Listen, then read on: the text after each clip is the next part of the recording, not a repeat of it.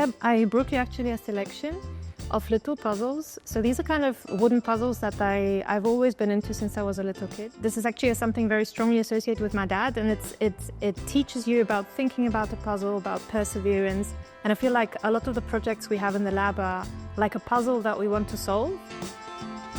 In the lab we work on childhood cancers. We try and focus on the most aggressive childhood cancers, and one of the problems that we have is that therapies are not as advanced, not as personalized yet.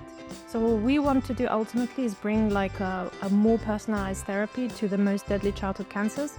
Of course, this is very difficult because the cancers are rare, so we have to combine multiple different strategies in the lab. So we work with patient samples, but we also try and develop different models that recapitulate the diseases better so that we can really understand them very well and design new treatments.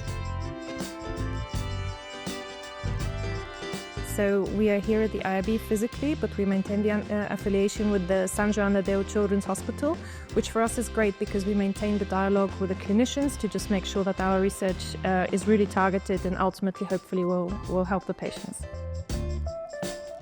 The first time that I had an experience with science was actually when my grandma took me to her work. So she was a microbiologist and she worked in a lab.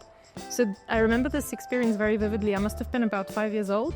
And there, what they actually did is take a swab in my mouth and show me the bacteria under a microscope. So I thought this was fascinating, and I think this kind of pushed me towards thinking about the biological world. And I think it was a very interesting experience to have as a child.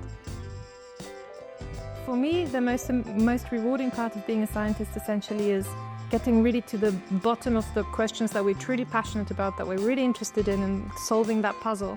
But also what is very important to me is training the new generation of scientists, and this is something that on a personal level I enjoy very much.